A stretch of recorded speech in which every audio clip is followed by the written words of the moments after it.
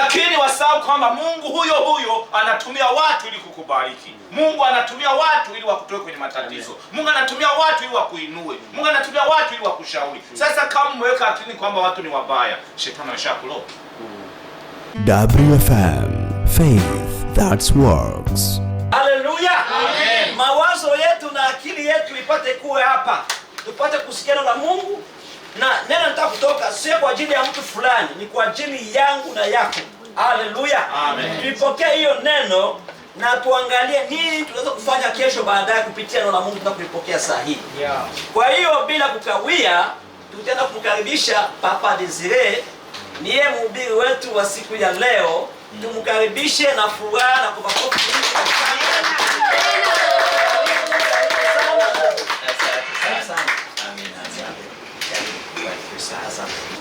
Katika maisha ya mwanadamu anapita katika mambo mengi ambayo mara nyingi yanaweza yakamkatisha tamaa. Amena. Amena. Na mtu anaweza akaishi na watu ukakuta wamembadilisha jinsi alikuwa mara ya kwanza, wamembadilisha watu kwa sababu wamekuwa wazuri kwake na akabadilika akawa na yeye mzuri, au wamekuwa wabaya akabadilika akawa mbaya. Kwa Kiingereza tunaweza tukasema wamemdisappoint, yani wamemwangusha, wamemgeuka. Sasa na yeye anakuwa na ile roho mbaya ndani yake. Wakati mara ya kwanza alikuwa ni mtu friendly, alikuwa ni mtu sweet person, maneno mazuri sana, anaongea, anatabasamu, lakini kwa sababu watu walimubadilisha, akasema siongei tena na watu, sicheki na watu ni wabaya sana, watu jinsi wanifanyia nyumba yangu, watu jinsi wanifanyia kazini, je, si watu wanifanyia nchini, siwapendi tena watu. Hiyo ni silaha shetani anatumia kwa wana wa Mungu, na imefika makanisani sana sana kabisa. Siku hizi utasikia wahubiri, tunahubiri, na ukihubiri ndani kuhusu Mungu watu wanapokea sawa kidogo, lakini ukihubiri jinsi watu ni wabaya, watu wanashangilia sana. Wanakwambia ndugu, watu usiwaamini kwa sababu watu wanaangushana, watu ni wabaya sana. Unasikia ndio, kumbe mwenzako kanasema mwenzake ndio mbaya, maka anasema mhubiri mwambie. Amen. Yani ukisikia mhubiri anasema kuhusu mtu mwingine, watu wana, lakini ninasemaje, ninafikiri kuna pepo ndani ya maneno hayo ambayo imesababisha watu tunatengana. Amen. Si mmefuatilia? Kuna pepo kwa mbali ambayo amejificha ndani ya hayo maneno ambayo inasababisha watu watengane. Na katika umoja kuna nguvu, katika utengano kuna udhaifu. Kwa hiyo Mungu alipoumba mwanadamu, alimuumba mwanadamu ili washirikiane hawa wawili na wawe better than one person. Na ndio maana kitabu cha Mhubiri kinasema wawili ni bora kuliko mmoja. Amen. Lakini katika ule umoja una gharama yake. Gharama unajua? Umoja una gharama yake, kwa sababu mkiwa wawili mtafanya mambo zaidi. Lakini mkishakuwa zaidi ya mmoja, the problem start. Okay, unaanza kuniambia ni wahi, wakati mimi ningekuwa peke yangu ningeamka mtu anataka. Unaanza kuniambia hiyo, unaangalia hivyo, wakati mimi peke yangu ningefanya. Unaanza kuniambia nitoe, wakati nisingekubakia nyumbani sisi kwenye ibada singetoa. Unaanza unaniambia vitu mimi, unanipa makomandasio. Na mwanadamu hapendi mkomande, anataka afanye vyenye anataka. Hapa na furahi. Amen. Amen. Kwa hiyo unakuta kwenye umoja kuna uvumilivu. Au mtu aache umoja na hapo hatahitaji uvumilivu, awe peke yake, hatafanya mambo mengi. Lakini ndani ya kazi ya Mungu tunahitaji kuwa na umoja. Hata kwenye familia tunahitaji kuwa umoja. Niwahi kusikia kijana mmoja akasema ni mama moja alikuwa kwenye ndoa. Sasa yule mama hakuwa kwenye ndoa tena, wakamwambia sasa hivi unajisikiaje? Akasema mimi nafurahi sasa hivi. Nina remote, mimi ndo mwenyewe na commandation nataka kuangalia kwenye televisheni. Hakuna mtu mwenye ananiambia wewe sasa tukipenda kuangalia hivi. Mimi mwenyewe naamua vile nataka kuangalia, unaweka, hakuna mwenye ananicommand. Mungu atuhurumie sana. Amen. Yaani kwa sababu ya kupenda tu kufanya kila anachotaka bila mtu kumwambia chochote, anasikia kwamba hapo yuko sawa. Amina. Sasa leo neno Mungu amenipa linakuja kukwambia kwamba hayo jibu yote ni kwa ndani ya Mungu. Amen. Amen. Kuwa ndani ya nani? Ya Mungu. Kwa hiyo jifunze kumjua Mungu na usijifunze kuwajibu watu. Umesikia kelele nimesemaje? Jifunze kumjua Mungu, sio kuwajibu watu. Jifunze kumjua Mungu, sio kuwajibu watu. Wanadamu kawaida yao wanabadilika. Hilo kabisa ulifahamu. Mtu ambaye habadiliki ni nani? Ni Mungu. Nimefuatilia nyimbo ambazo mlikuwa mnaziimba, zimenibariki sana kabisa, kwa sababu mmeenda mnagusia hiyo kitu sana. Mungu habadiliki, mwanadamu anabadilika. Kuna ndugu yangu Ayubu kwenye Biblia. Ndugu Ayubu alikuwa na rafiki zake Elifazi, Bildadi na ule mwingine, walikuwa watatu. Sasa kwa sababu mwanadamu anapofanya kosa ya kumwamini mwanadamu mwenzake, Biblia inasema kwamba amelaaniwa mtu anayefanyaje? Anayemtegemea mwanadamu. Lakini amebarikiwa yeye anayemtegemea nani? Mungu. Na kumbe ili mimi na Lionel tuendelee kuwa wa friend wazuri, inabidi ndiyo ni mtrust after God. Amen. Amen. Kwa tunapokubaliana na tunapopendana, lakini kwenye nje ya upendo wa Mungu, ujue mwisho wake ni mangumi. Amen. Amen. Na kumbe uhusiano wetu wa wanadamu uliwekwa kwenye siri ya Mungu. Yaani mimi na wewe tunakuwa marafiki, lakini ndani ya Mungu. Mume na mke wanapendana, lakini ndani ya Mungu. Kaka na dada wanapendana kwenye familia, ndani ya Mungu. Pasta na mwalimu wanapendana ndani ya Mungu. Wote wanaopendana nje ya Mungu, mwisho wako unakuwa ni mbaya.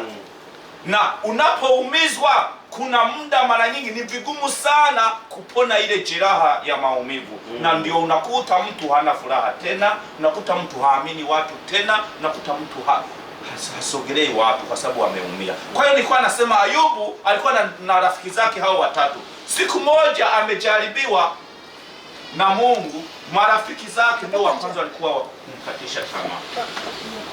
Jamani, Bwana sifiwe. Amen. Alimtegemea Mungu, lakini alikuwa na hawa rafiki zake, ili Mungu kumuonyesha kwamba warafiki zake hawawezi wakaliplace muda wa Mungu. Warafiki zake alipopata shida, warafiki zake ndio walikuwa hapa, Ayubu wewe utakuwa umefanya dhambi tu. Wewe Ayubu tubu tu. Hatuyaonaka Mungu anafanya mambo haya kwa mtu mkamilifu. Wewe Ayubu utakuwa umefanya dhambi. Tunajua tu. Ayubu akasema, yani akaachwa na Mungu pembeni, na warafiki zako wakijua umeachwa na Mungu, wao wakaanza kukimbia. Mungu akikuacha hakuna mwanadamu akutetea. Amen. Amen. Lakini Mungu anapokutetea na mwanadamu anafanyaje? Anakuja tujiunge pamoja kabisa. Kwenye mafanikio, yani kwenye sherehe ujue we will come, no problem.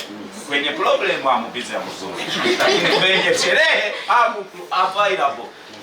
Ndio kawaida ya mwanadamu. Lakini Ayubu alipojaribiwa sana, na mke wake akamfanyaje? Akamgeuka, akamwambia mtukane Mungu ufe. Kwenye mawazo ya mwanadamu naweza kupigia, sijui ule mke wa Ayubu alikuwa na maplaka, mtukane Mungu ufe, halafu wewe Amen. Huko sitaenda. Lakini ni pabaya kweli. Ninapofikiria mke wa Ayubu, mtukane Mungu ufe au ufanye chochote upone mume wangu baki. Sasa Mungu wangu, ni mambo mabaya, ni mwanadamu.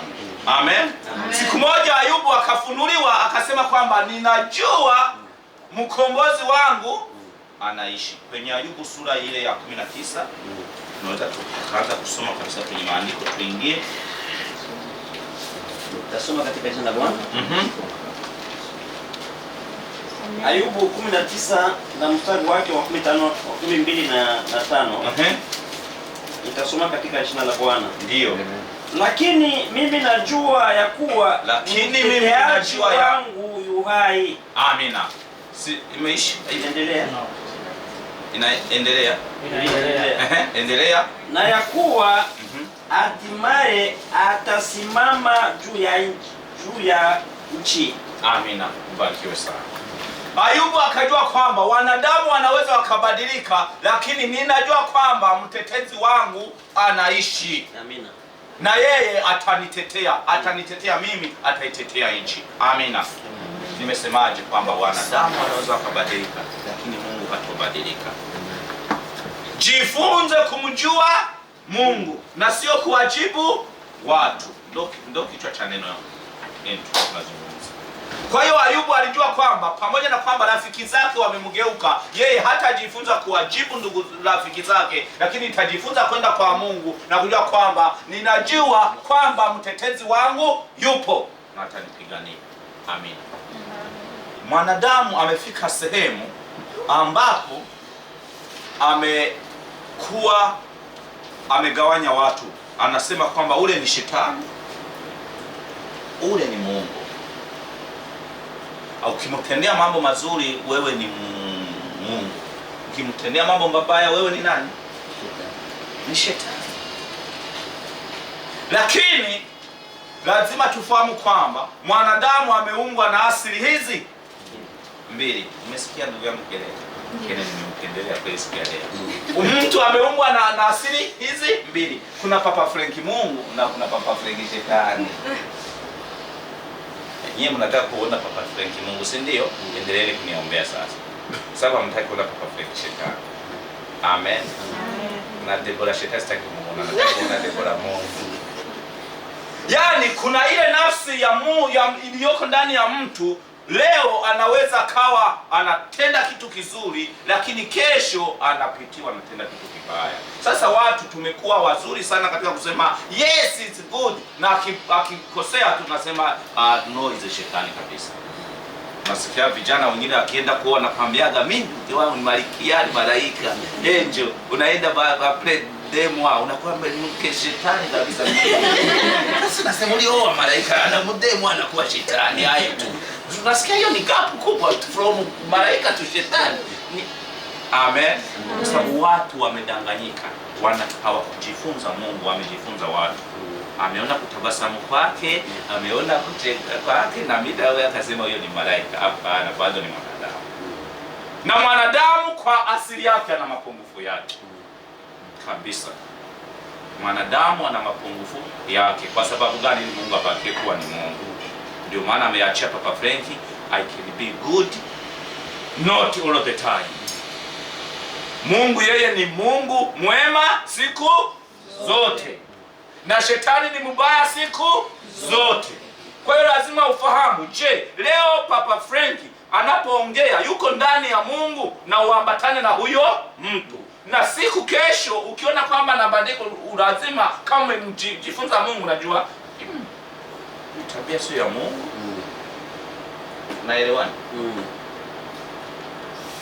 Kwa hiyo watu wamefika muda ambapo wamejiwekea kwamba watu ni wabaya, kwa sababu wamekariri watu. Yule mtu mmoja aliyemhuzunisha amepresente watu wote, amekuwa na formula kabisa generali, mtu ni mbaya. Lakini wasahau kwamba Mungu huyo anatumia watu ili kukubariki. Mungu anatumia watu ili wakutoe kwenye matatizo. Mungu anatumia watu ili wakuinue. Mungu anatumia watu ili wakushauri. Sasa kama umeweka akili kwamba watu ni wabaya, shetani ameshakuloga. Hautapata msaada. Lazima ujue kwamba Mungu ni mwema, ndiye amemtumia ndugu fulani kutenda jambo jema. Shetani ni mbaya, ndiye amemtumia ndugu kutenda mabaya. Na hiyo itakusababisha kama mtu anafanya vizuri, unampa nani utukufu? Mungu. Of course ndio unaweza kumshukuru na mtu asante ndugu yangu, lakini lazima kwenye pembeni useme Mungu asante umtumia Desire. Amen. Maana yake hata siku ukifanywa vibaya hautasema eti ya Warundi. Jamani, umeshajua Warundi wangapi? Nikade zile tunakajua. Ulishasema tunajua Warundi. Unakuta mtu anasema wanawake ni wabaya sana. Kumbe rafiki yangu anajua mke huyu. Rasha kuwa mwesha fulumie wanawake ni wabaya. Shetani ameshamteka. Amen. Unasikia wanaume wa siku hizi. Yaani hilo neno nikilisikia namuuliza unajua wangapi rafiki yangu? Wanaume wewe unashajua. Kumbe kuna mmoja labda alimuumiza, labda alikuwa unasikia huko wazungu wanatuchukia, kama ni moja alikutukana mtreni. Ni moja alikuwa yake na siku mbaya. Was his bad day. Sasa niambia wazungu wabaya wakati mimi kesho naenda kazi watanipa mahera. Wazungu wabaya siku. Watanipa mahera. Au hawataku. Unafikiri pale kuna msendali kuna Warundi wakati wanapaka mahera. Hata ile visa waliokulipia si wazungu hawa hawajua. Shetani anakuingiza ule kuwa na chuki moyoni ili akukate na mawasiliano, kwa sababu baraka zetu ziko ndani ya watu, ndio kutoka kwa Mungu kupitia ndani ya watu, lakini pia na majaribu yako ndani ya watu. Sasa lazima uwe ndani connected na Mungu ili akwambie hapa yuko ndani ya Mungu na hapa hayuko ndani ya Mungu. Amen. Amen. Amen. Na Ayubu akasema ninajua Mungu wangu anaishi. Sasa tunapoona shetani anainuka ndani ya mtu, tunampiganaje?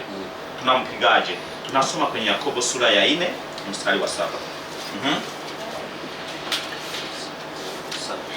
Basi mtiini Mungu, upigeni shetani, naye atawakimbia. Amina. Amen.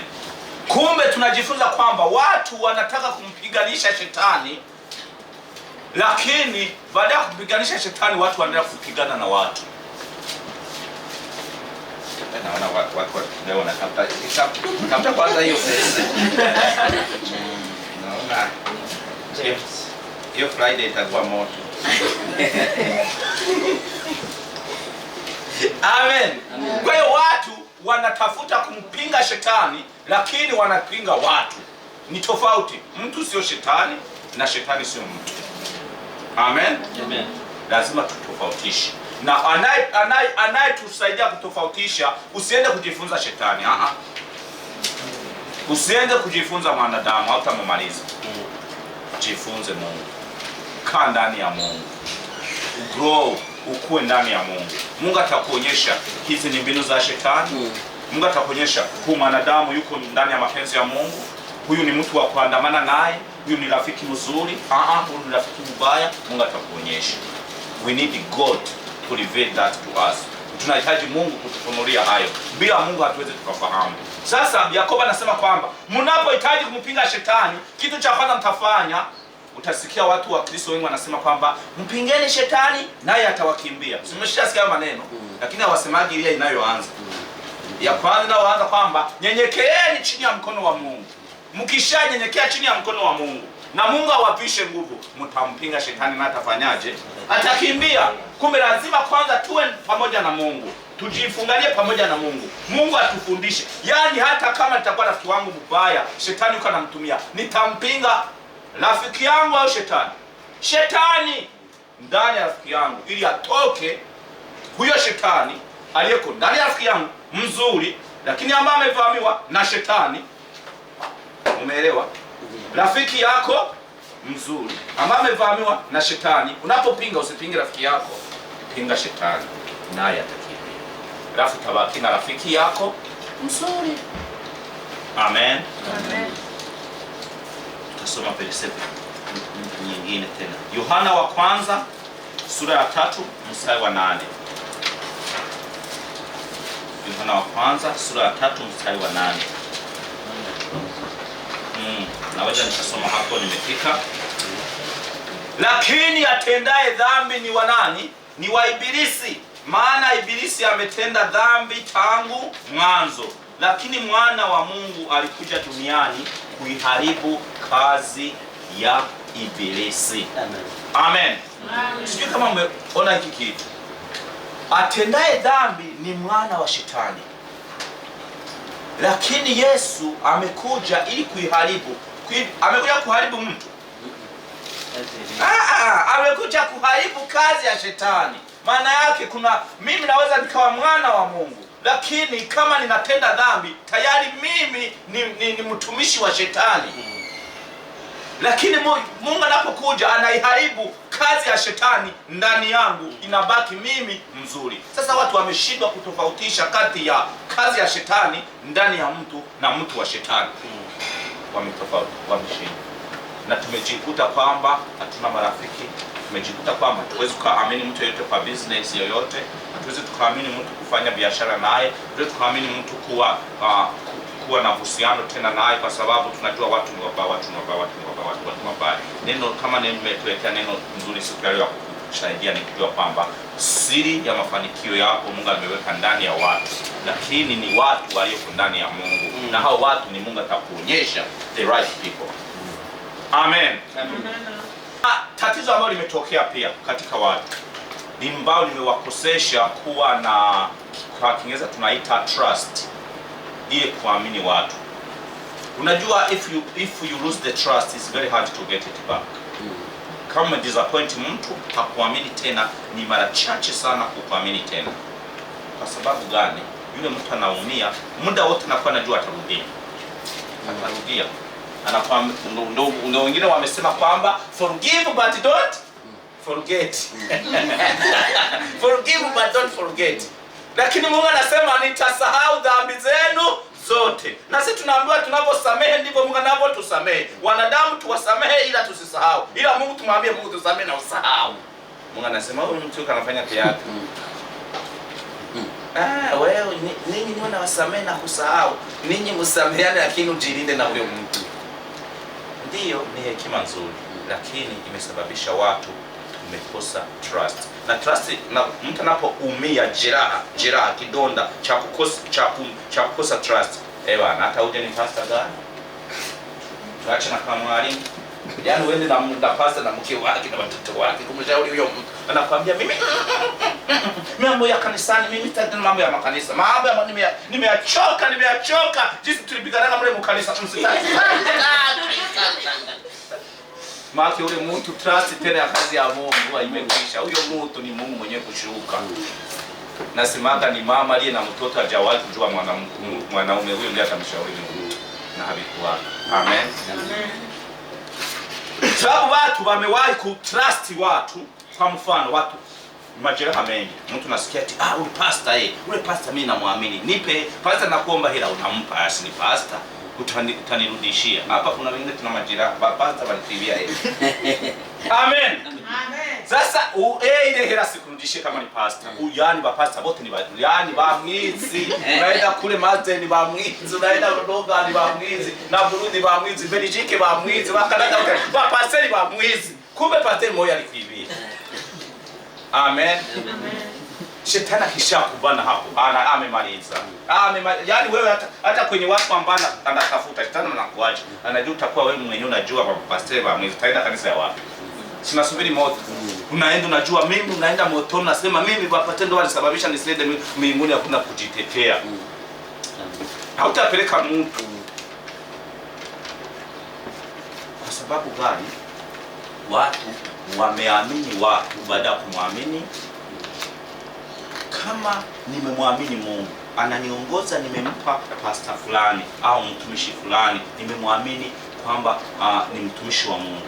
Lakini lazima nigeuke kwa Mungu, muulize Mungu, hivi ni mtu wako kweli? Amen. Si nimesema kwamba lazima tuwe na trust. Lakini Biblia inatuambia kwamba zichunguze nini? Hizo roho. Usiwezi nikasema kwamba kwa sababu anahubiri sana, anaruka sana, amevaa suti, yule mwalimu ni mtu wa Mungu. Lazima nitamchunguza. Amen. Na papa yangu simwamini tena, mbona anaruka labda ana Mungu. Wewe angalia kama ni Mungu kweli. That's true. Angalia kama ni Mungu, usije ukajiingiza kwenye shida alafu Mungu anakaa pembeni anasema Mungu ni mpaka kama akili ya nini? Yaani anadanganya watu. Akili Mungu alitupa ni ya kupambanua mema na mabaya. Yohana kwenye ile Yohana Yohana wa kwanza pale sura ya 4 mstari wa kwanza. Tulikuwa Yohana wa kwanza hapo. Sasa sura ya 4 mstari wa kwanza. Anasemaje?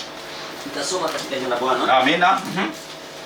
Wapenzi, msiamini kila roho, bali sijaribuni hizo roho kwamba zimetokana na Mungu, kwa sababu manabii wa uongo wengi wametokea duniani. Amina. Amen. Ndio wapenzi, ndugu zangu, msiamini kila roho, bali zijaribuni muone kama zimetokana na Mungu. Watu wengi ndio hapo wametoa majeraha. Watu wengi ndio hapo wamekuwa disappointed. Usiamini kila kinachong'aa eti ni dhahabu. Vingine vinang'aa ni fake. Sio dhahabu. Sasa lazima tumjue Mungu ili atuambie jinsi ya kujua watu.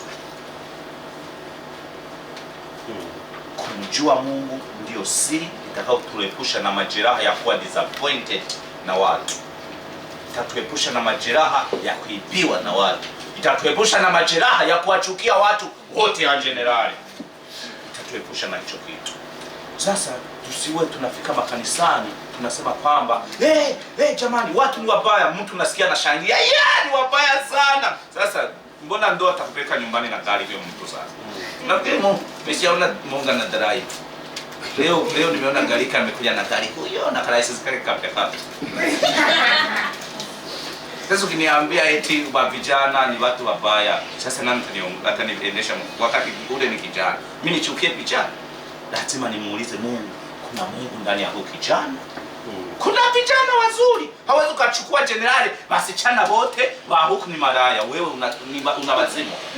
Wakati kuna watoto wa Mungu hapa wanamchezea Mungu. Wako wamejaa Roho Mtakatifu. Amen. Sisi tumeona hapo wamejaa Roho Mtakatifu. Sasa unasikia ule mtu Mungu shetani amelock. Amesha lock. Kupata mke huyo mtu itakuwa shida. Sababu Mungu shetani achamwambia eti wote ni wabaya. Shetani amemaliza. Lazima tutafute Mungu, tumwambie Mungu na Mungu pale niongoze pale paroni ndugu. Amen. Papa mimi naomba kwa ajili ya familia yako, nasema Mungu linipa hii familia wawe ndani ya Mungu tuwakie pamoja. Siwezi tuongea tukasema kuna kitu niona ndani yako. I always have to double check kama bado kipo. I am being honest. Mimi kwa sababu leo Yesu alimwambia Petro kwamba kwako wewe Petro nitajenga hekalu langu. Kwako wewe jinsi umesema kwamba mimi ni mwana wa Mungu. Yesu akamwambia hilo hakufunuliwa na mwanadamu. Hiyo hakufunuliwa na mwanadamu, ni Roho wa Mungu amesema kufunulia. Petro akasema mimi na Roho wa Mungu ni hatari, tunaendaka pamoja. Yesu umejua. Amen. Apre kidogo Yesu akamwambia Petro, unajua siku kidogo watanishika alafu nitauawa. Petro akasema hapana, hivyo haliwezi tokea. Yesu hawezi kuuawa. Yesu akamwambia toka shetani nyuma yangu. Petro huyo alikuwa amejaa Roho wa Mungu. Petro huyo ni shetani. Mtu mmoja. Amen. Na kumbe mwanadamu anaweza kuwa leo nimejaa Roho wa Mungu, kesho ni shetani. Lakini bado mimi ni desire ule. Ninapokuwa ndani ya Mungu, ambatana na mimi usiniache. Ukiona mtu ana neema ya Mungu, ambatana naye. Hata ni maskini, ambatana naye. Humo kutakuwa na baraka. Lakini ukiona huyo ametoka kwenye mapenzi ya Mungu, kwanza kukimbia na simu sipokee. Kama ndani ya mapenzi ya Mungu. Amina. Amen. Kumbe tujifunze. Mstari wa mwisho tutasoma. Petro wa pili. Mstari wa mwisho kabisa. Ndio tutaenda kusoma. Petro wa pili. Mstari wa mwisho. Petro wa pili sura ya 3. Ndio yani ndio sehemu ya mwisho tutasoma tutakuwa tumemaliza. Petro ya pili sura ya 3 mstari wa 18. Lakini uweni katika neema na katika kumjua Bwana wetu na Mwokozi Yesu Kristo. Utukufu una yeye sasa na hata milele. Amina. Amina. Amina. Ndugu zangu, neno nimewaletea hapa ni kwamba sisi tusiwe busy na haya mambo mengine. Sisi tuwe busy na kukua ndani ya neema na pia ndani ya kumfahamu Kristo ambaye utukufu na yeye milele na milele. Amen. Amina. Amen. Tukishakuwa ndani ya Kristo ndiye atakayekutupa nguvu ya kupambanua wema na wabaya. Itatupa nguvu ya kupambanua mema na mabaya. Itatupa hata nguvu ya kuchagua tujifunze nini hapa Australia. Tumtumikie Mungu namna gani hapa Australia. Mungu kuliko kujifunza mambo yote, bali jifunze anayeyajua yote, atakupa kuyajua yote. Amina. Amen. Tunajifunza sasa Mungu, tunakuaje ndani ya neema ya Mungu? Lazima tuwe ndani ya neno la Mungu. Amina. Hivyo tumesikia kwamba Ijumaa, Friday tunakuwa ndani ya neno, Saturday, Sunday tunakuwa ndani ya neno.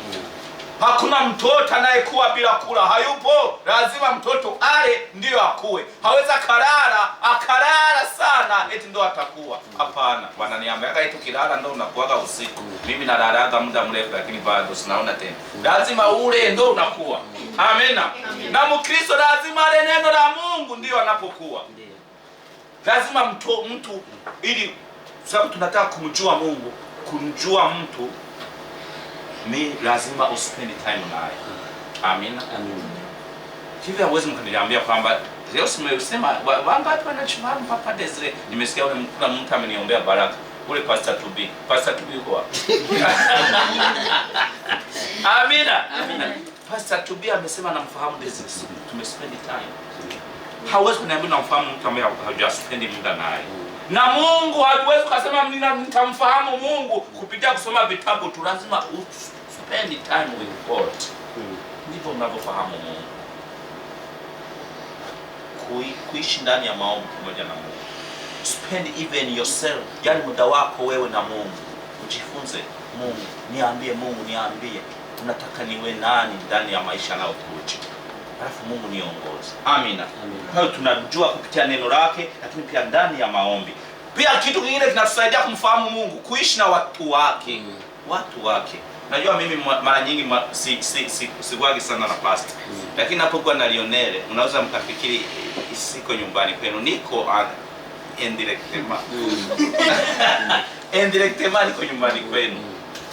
Kwa sababu kama kuna tatizo nyumbani nitajua. Kama kuna birthday nitajua. Eti kelele.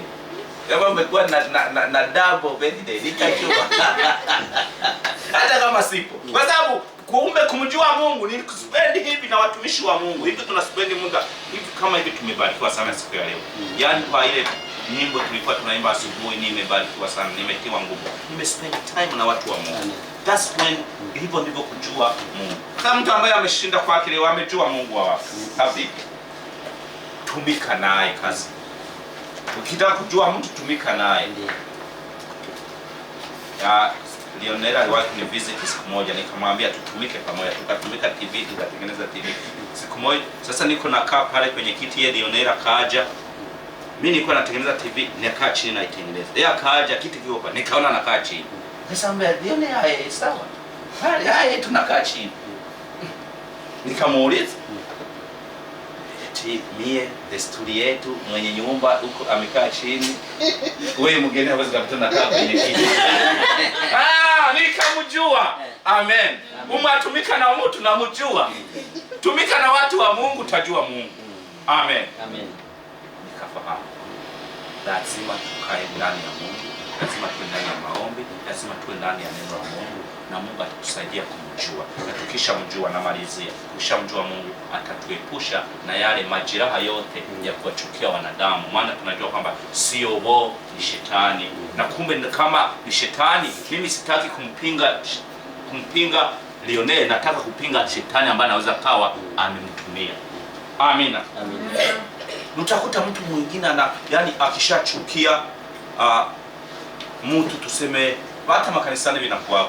Yaani kama mtu apendi pastor ahubiri, asihubiri yana na vipinga tu. Yaani alishasikia leo anaambiwa ni neno la Mungu. Anasikia neno la Mungu bili imenyoka kabisa. Lakini hautataniambia nini? My friend, hayuko nakwambia vya kwake, bado atuambia vya neno la Mungu. Si umchukie tu yeye, labda kubali hiyo neno uje utubu. Kuna dada mmoja tushuhudia eti mimi nilikuwa makanisa ya Afrika siyapendi sababu nilikuwa bananisema. Sema wewe ulikuwa unasema na Afrika wote, maana ni uko popular. Maana uko hata ministry hatumsemaji wote. Hata president hatumsemi wote, lakini shetani anamuingiza kwamba bado wanamsema. Na akienda kusikia neno la Mungu, yaani baimbaji tu wanasimama kuimba, ule nali nisemaga ule. Ile wimbo yote hata isikia, hata wenye wamegongea sio yeye ule, hata wenye wametuma wimbo sio wale, na madansa na yachukia yote, na tumachete anatuchukia, na Mungu ile neno anaenda mbele. Kumbe usichukie mtu, bali mpende. Amina. Tusimame tuombe. Ninakuombea Mungu akutunze.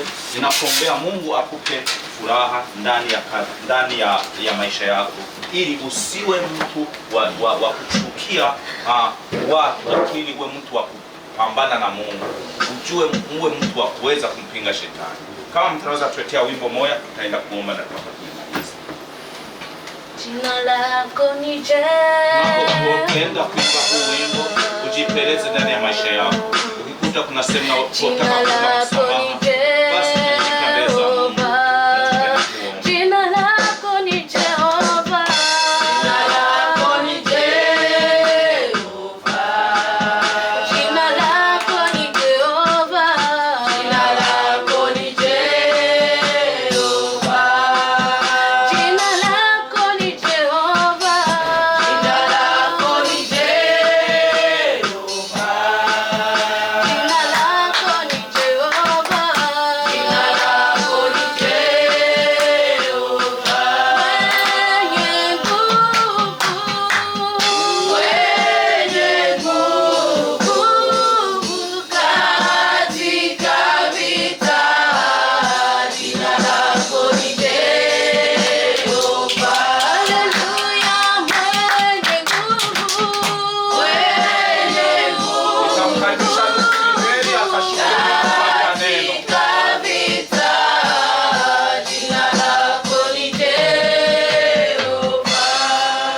Jina lako ni Jehova. Jina lako ni Jehova. Jina lako ni Jehova. Jina lako ni Jehova.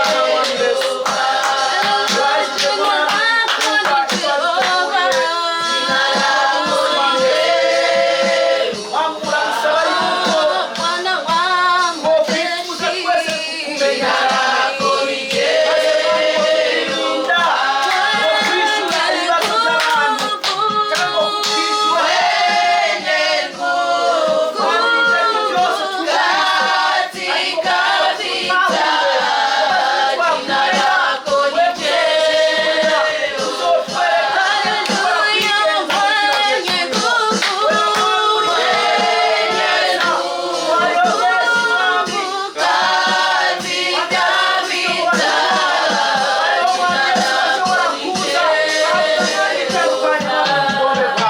ariko Yesu Kristo turifuza kumenya tubasabye mwami ino jambo kuno munsi mwami Yesu Kristo ridufashe ritwubake mwami Yesu Kristo twatanguranye n'ijambo ryiza rivuga ngo twirinde ngo kuvuga ibibi Yesu Kristo none kuno mwanya mwabaje kutubwira ngo twongere twirinde ngo kwishura ibibazo by'abantu mwami Yesu turagusabe uraturinde mwami uraduhe mwami kumenya dukomeze mwami kukwishigira we gusa dukomeze mwami kugendera mu buntu bwawe dukomeze mwami Yesu Kristo ukura mwami Yesu kuva cyawe ukura mu ijambo ryawe ubisa mwami n'abatugurira imiryango ubisa mwami n'abatugurira igikorwa sokora imirimo ubisa mwami ngana ni byiza mwami no shengero kubireza mwami Yesu simeze kujoro masambi Yesu Bwana mwami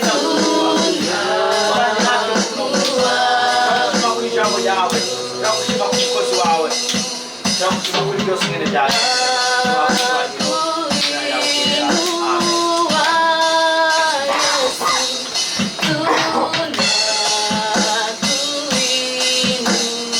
WFM, faith that works.